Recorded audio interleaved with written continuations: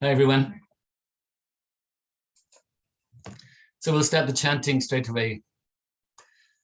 Namo Tassa Bhagavato ArahatoSammaSambuddhassa.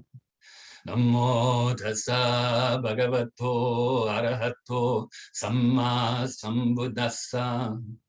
Namo Tassa Bhagavato ArahatoSammaSambuddhassa.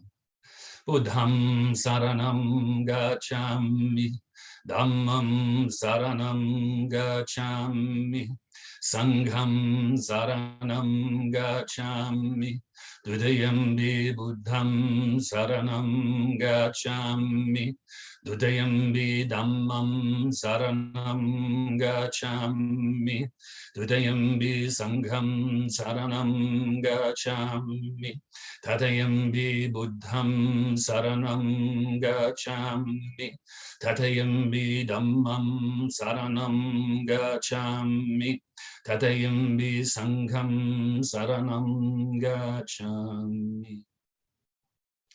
Namo Buddhaya, Namo Dharmaya, Namo Sanghaya. Namo Buddhaya, Namo Dharmaya, Namo Sanghaya. Namo Buddhaya, Namo Dharmaya, Namo Sanghaya. I take refuge until I am enlightened in the Buddha, the Dharma, and the Sangha. Through the positive potential I create by practicing the 6 paramitas, may I soon attain enlightenment in order to benefit all sentient beings. I take refuge until I am enlightened in the Buddha, the Dharma, and the Sangha. Through the positive potential I create by practicing the 6 paramitas, may I soon attain enlightenment in order to benefit all sentient beings. I take refuge until I am enlightened in the Buddha, the Dharma, and the Sangha. Through the positive potential I create by practicing the 6 paramitas, may I soon attain enlightenment in order to benefit all sentient beings. May all sentient beings have happiness and its causes. May they be free from suffering and its causes. May they never be parted from their happiness beyond suffering. May they abide in equanimity, free of bias, attachment to the near, and aversion from the far. I shall cause this great compassionate Buddha, please inspire me to be able to do so. Reverently, I prostrate with my body, speech, and mind, and present clouds of every types of offerings, actual and mentally transformed. I confess all of my negative actions accumulated since beginningless time, and rejoice in all the virtues of all holy and ordinary beings. Please remain until cyclic existence ends, and turn the wheel of Dharma for all sentient beings. I dedicate the virtues of myself and others to the great enlightenment. However innumerable all sentient beings are, I vow to save them all. However inexhaustible my delusions are, I vow to extinguish them all. However immeasurable the Dharma teachings are, I vow to master them all. However endless the Buddha's way is, I vow to follow it completely. Om Mani Padme Hum. Om Mani Padme Hum. Om Mani Padme Hum. Tayatam gate gate parasamgate bodhi soha. Tayatam gate gate parasamgate bodhi soha. Tayatam gate gate parasamgate bodhi soha. So the chanting, the questions come through related to understanding, relating to understanding what it is we recite before the classes. And I thought after we finish the 6 paramitas, which will be another, let me think, maybe another 11 weeks, or maybe 12 weeks, because we're going to go through all of the aspects. We've got 3 more paramitas to go after we finish patience, which we're on the 2nd aspect at the moment of that. And so basically 1 aspect each week. It may be quicker than that, it may be slower. And so after that, maybe I'll give 1, 2, or 3 classes, depending on how much detail I go into, on the chanting, the purpose of chanting, but also what it is we're actually chanting. What's the purpose of chanting these verses? or you could call prayers. And so the very first one, of course, is Namo Tassa Bhagavato ArahatoSammaSambuddhassa, which translated into English means homage to the Blessed One, the Worthy One, the perfectly enlightened one. And so we do this to develop more and more respect for the teacher, for the Buddha, and also his teachings, the Dharma. Okay, so just keep that brief now, because I'll go into details when we do those classes.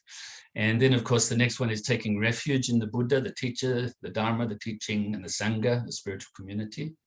And the next one after that is Bodhichitta. This is to arouse, generate Bodhichitta, the great awakened mind of compassion based on wisdom. And also to remind ourselves that we're practicing the 6 paramitas as well. And then the next one, of course, is the Brahma Vihara in Pali, in Sanskrit, and that means sublime states of mind that we also call the 4 immeasurables of love, compassion, joy, and equanimity.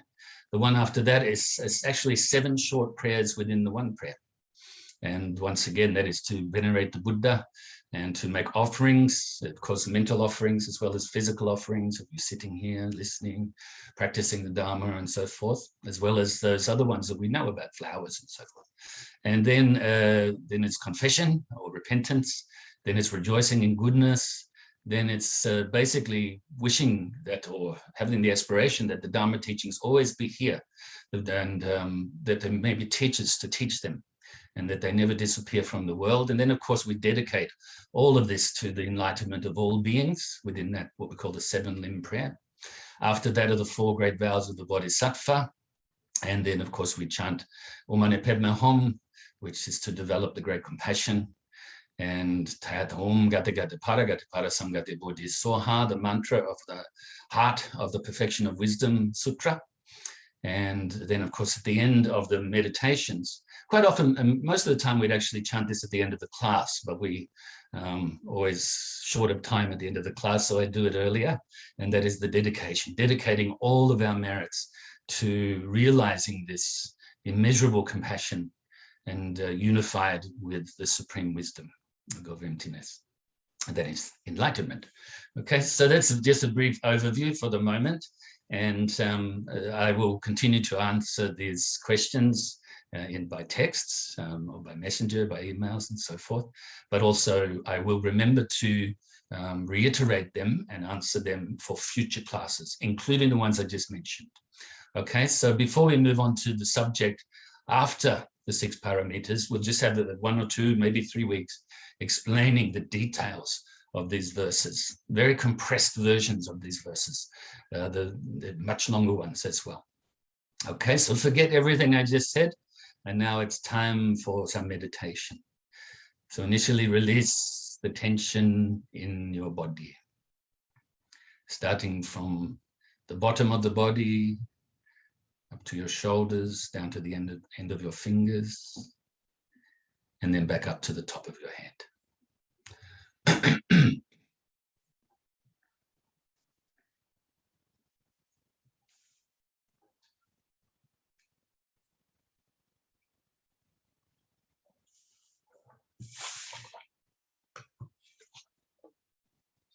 And when you are ready, bring your focus initially to the tip of your nose.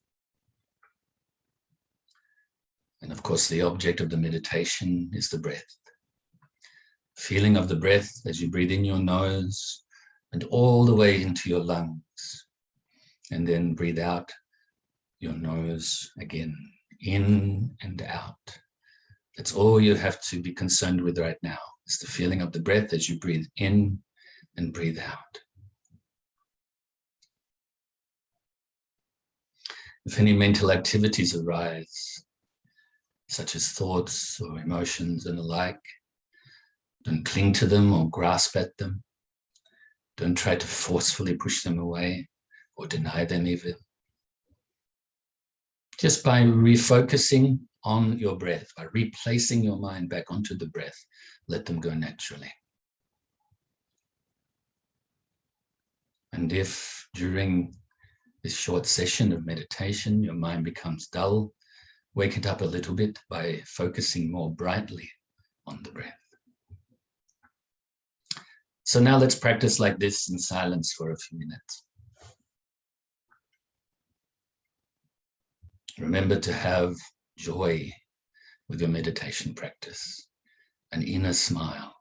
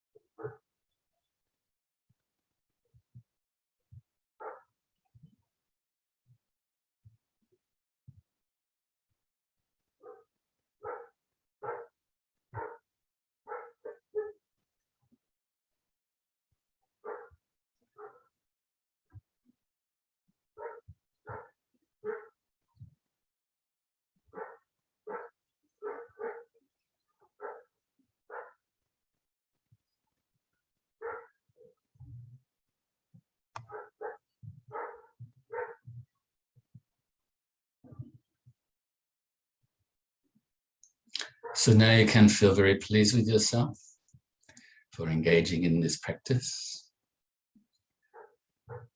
working to purify your mind, the mental afflictions that block our path to enlightenment, and block the enlightenment itself. So now fill yourself with the universal loving kindness.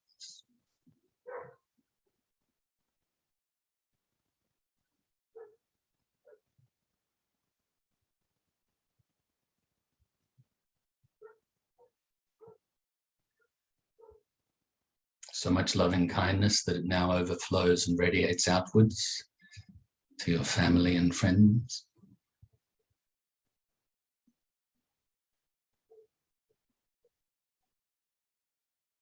And also to strangers.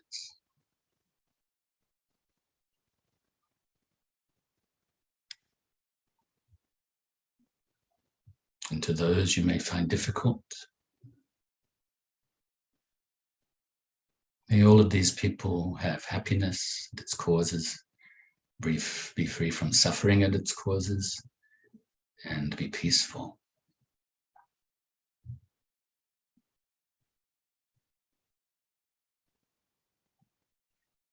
Now radiate out further and further to now include all of those living beings that live around your immediate area.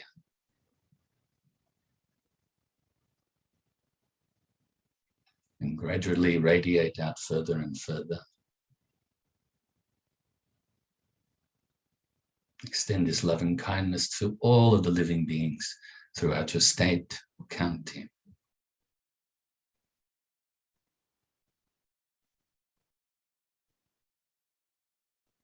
And throughout other states and counties throughout your whole country.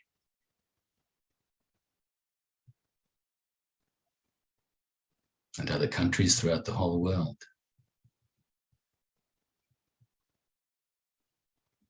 As you do this, not only do you help yourself to generate more and more loving kindness until it becomes natural to do so, but also you are opening up your mind more and more and more. Less attachment, less aversion, less ignorance.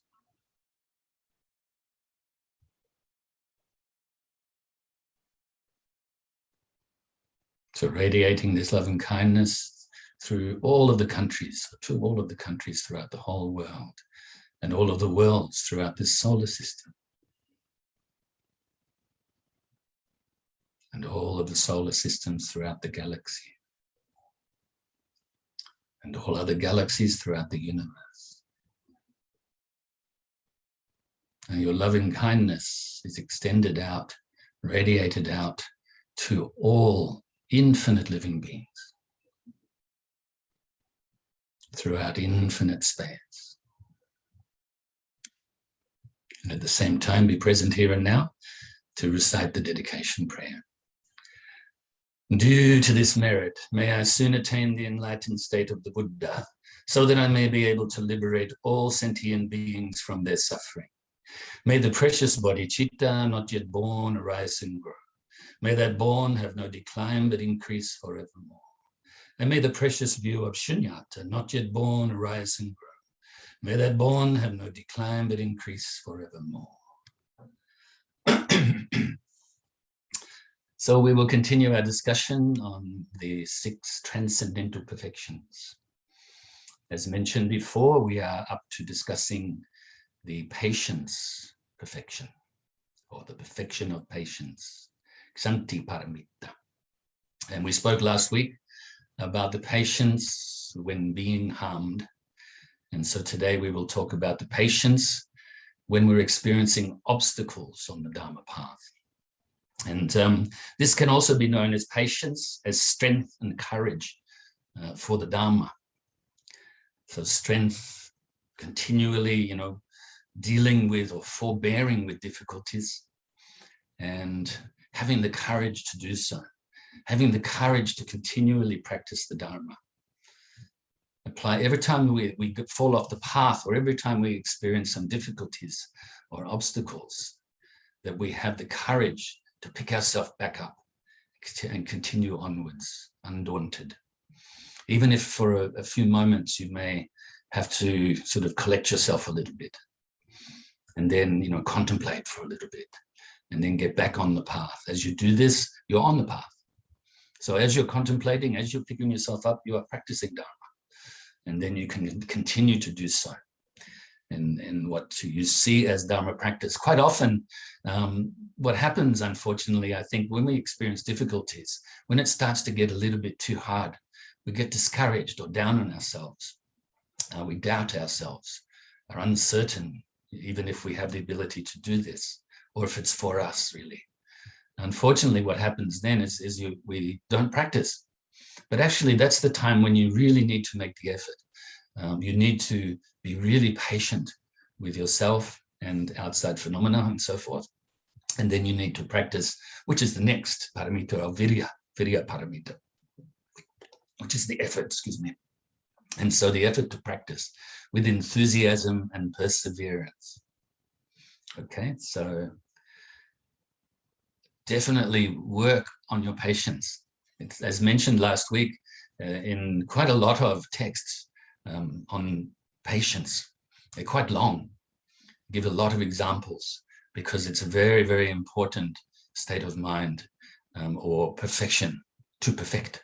Okay, so really important. I think you can see that. Yeah, a lot of people around the world think that patience is just like a tolerance, dealing with things, and maybe even turning your back on them. But actually, true patience, you're facing it. You know, you're really facing the obstacles in this case, and with courage, you know, and also with some sort of mental strength that we've developed by also practicing the discipline. Okay, so I've written myself some notes as per usual, so don't forget or do things out of order. So as mentioned, this is patience when confronted with obstacles on the Dharma path. Also can be known as patience as strength and courage for the Dharma and for Dharma practice. We will experience obstacles on the path. It's for sure. As we purify our mind, as we purify the negative karma and all of the obstacles on the path. So as we purify our mind, the obstacles come up, but they are less than they would be if we didn't practice.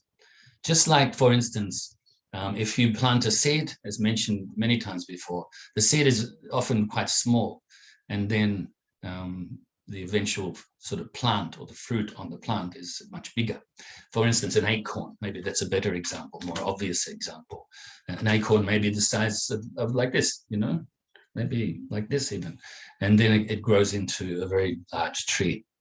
And so if we leave our karma unchecked, it will increase like this. And also another way it increases, it reinforces the habit of continually, habitually engaging in these negative actions that has resulted in causing the negative karma and therefore will result in the negative effects. Okay, so we are working to purify this. Why not? You know, let's say, for instance, there's a beautiful view that you have, or there's a chance of a beautiful view, but there's things in the way, there's rubbish in the way and whatever. You will, so you experience that view, you're going to make the effort to clear away the rubbish so that you can experience the view. And that's the same as purifying this negative karma, purifying our minds, okay?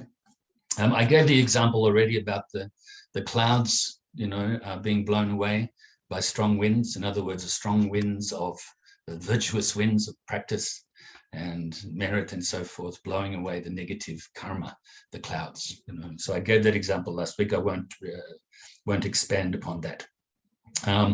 So the less intense the effect will be, you know, when we purify the negative karma, the less intense eventually the experience we will have, you know, from that negative karma. Once again, remind you to be humble. It's really important. As soon as the ego pops up, as soon as we experience this pride, and even if it becomes more intense and becomes like an arrogance, haughtiness, you know, this blocks our path. This creates more negative karma. So we need to really be humble. And sometimes you can give rise or generate this humility with a little bit of humor. You know, it's fine to laugh at ourselves a little bit. As I've said before, jokingly that, but not really jokingly, that you yourself to yourself and myself to myself, we are the funniest people we know. Because actually, even though we don't know ourselves 100% yet, we're the only people that we really know. The other ones we're actually guessing, isn't it? You know, so be stable as much as possible. Yeah, your mind's going to fluctuate. You know, sometimes we get really happy, sometimes not happy, and all of the other emotions as well, all of the opposites, the dualistic way that our mind works. But as much as possible, be stable. Okay, don't get blown off the course. Okay, then be flexible. Sometimes people say, "Oh, well, how come?" You know, in the past they've said, but you say to be stable, so just being like this, and flexible is like this. But I think you know what I mean. Flexible is stable. Stable is flexible. Stable doesn't mean being rigid. If we're rigid in our practice, we will break, just like a tree. If it's rigid like that, Big winds come along, we'll get blown over. But if it's flexible, it won't. Okay. And also, I thought of this just before class, and stubbornness. Generally, we say that stubbornness is not a good quality because it means we're not going to learn. It means we're not going to be flexible. But you could also say there's a good stubbornness. Be stubborn in your practice. Don't don't get blown off path. Like, for instance, in society, or if in the surrounds around you, there may be many people and or groups may be behaving badly.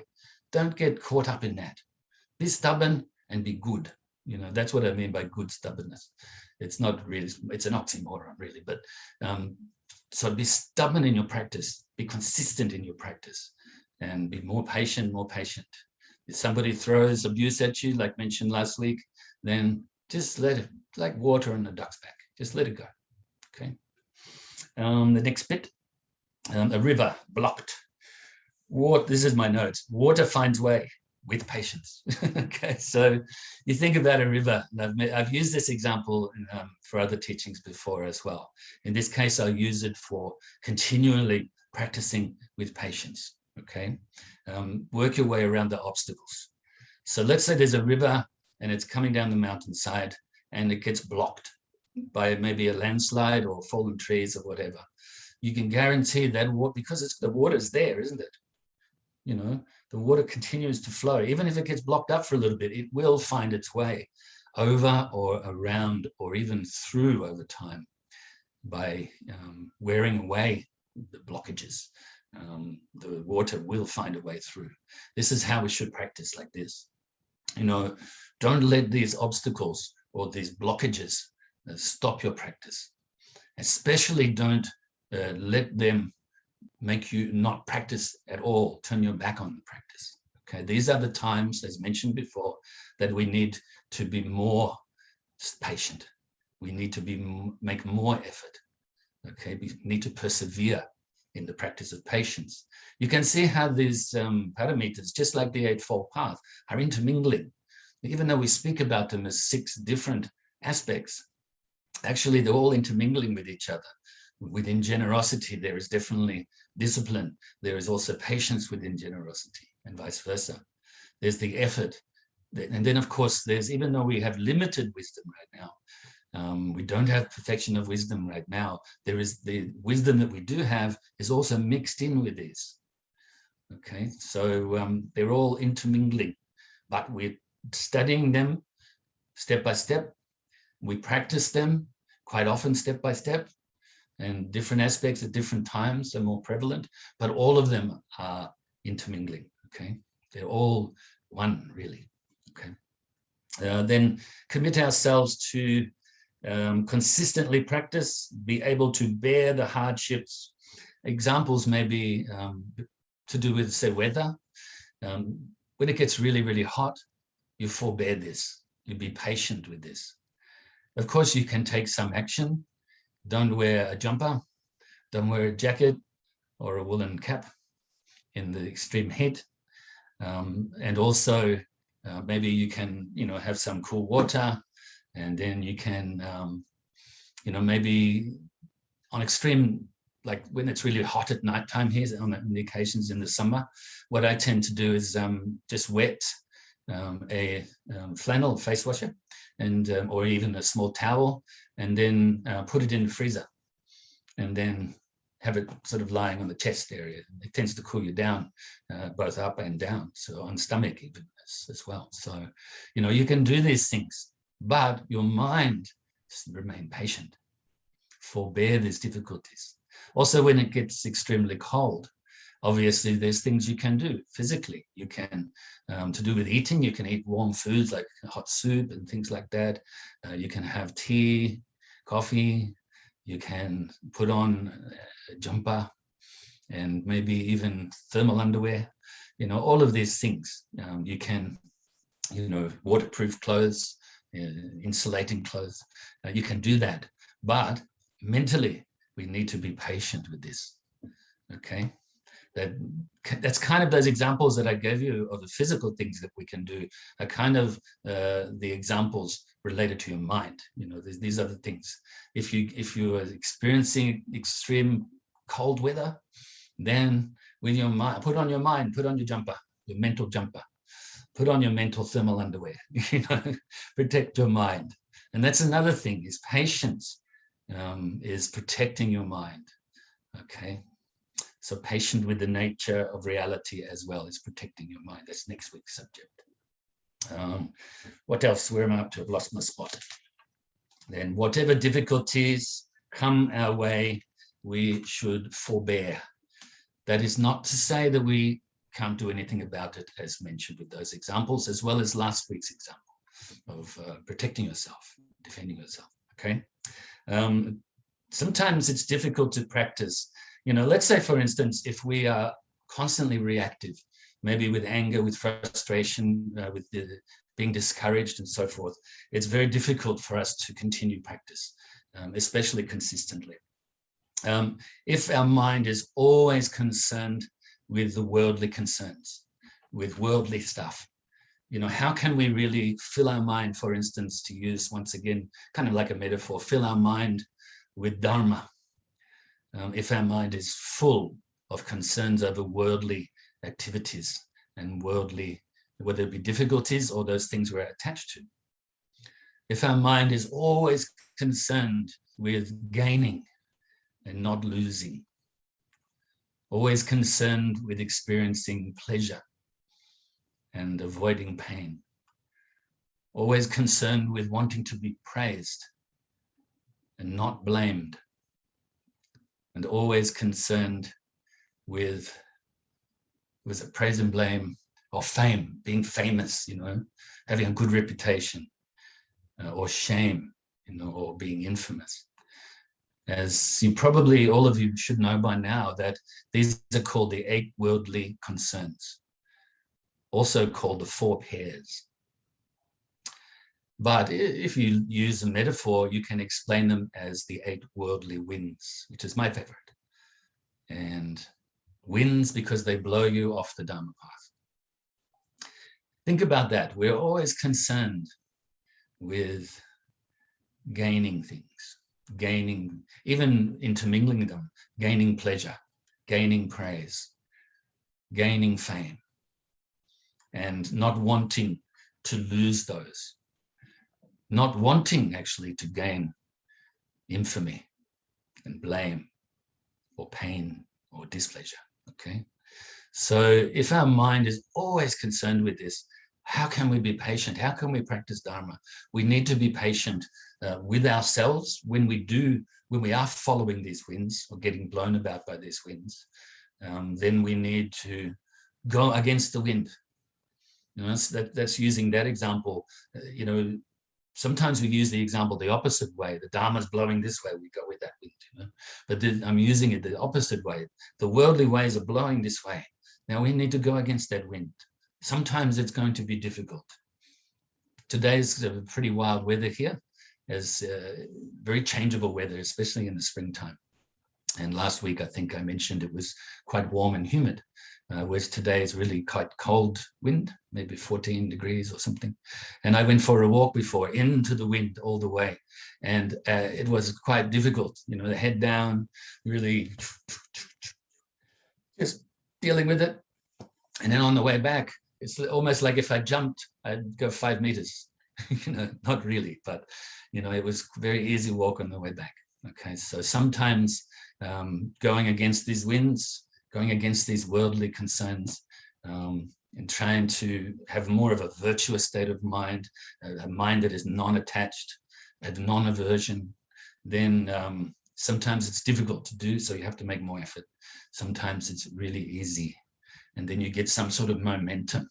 When it's like that, rejoice in that, but don't become complacent, okay? What else have we got here? So it's almost impossible, and it's easy for us when we are concerned with these worldly concerns, very easy for us to be complacent and lazy with our Dharma practice. Okay, so obviously Laziness is an opposite of making a great effort, but we need to have the patience to be able to make that great effort. We should let go of worldly comforts and cravings to practice with pure intention. It keeps popping up, doesn't it? Intention.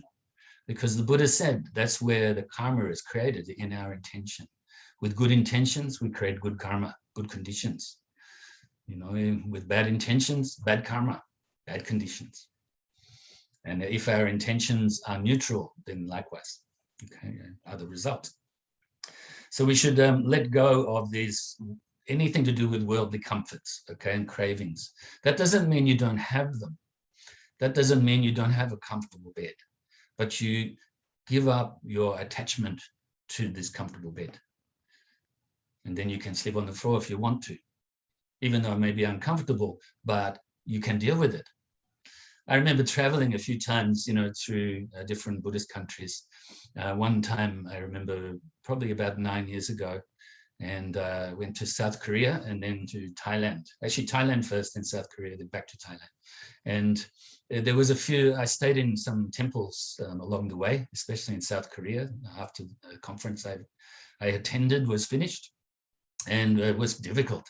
In a tiny little van, you know, I'm reasonably tall and my knees were up underneath my chin on bumpy roads, up mountainsides.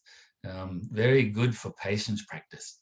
But also when I stayed in some temples, I had to sleep on the floor. And some of the floors were slightly padded, maybe some with carpets, but other ones not so much.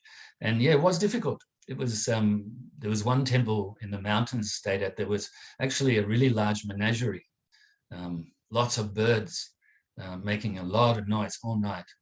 It was really difficult. And I actually had a cold at the time too, so even more difficult. But I remember that trip fondly, even though it was difficult. I remember it fondly, not only because I visited a lot of these wonderful ancient temples and met a lot of really wise people and learned a lot from them, but also I got to practice patience more during this time. And so that's one, you could say, it was easy when I was in the temples and walking around the temples and meditating in the temples. It was really easy, like going with the wind. The wind of not attachment to these temples and so forth, but also really nice experience. But the rest of the time for the trip was, like I said, quite difficult. I had to go against the wind of my mind saying, get impatient with this, you know, get frustrated with this. And so it was another experience that was good for my practice. As you could imagine, I'm sure you've had experiences like this yourself. All right, so we've only got a minute left now. And I hope you've enjoyed today's class. And I look forward to teaching you next week. And please continue to consistently practice. When you are discouraged or when you have doubts, you know, just contemplate them a little bit, you know, and realize they are not good for you. It's okay to have these doubts about certain things, but if you use that doubt to understand, to create understanding, then it becomes a good thing. But if you cling to it, then, you know, try to let go of that. Try to have more confidence in yourself and your ability to be able to practice. I rejoice in your goodness. I rejoice in your compassion, your love, your wisdom. Thanks.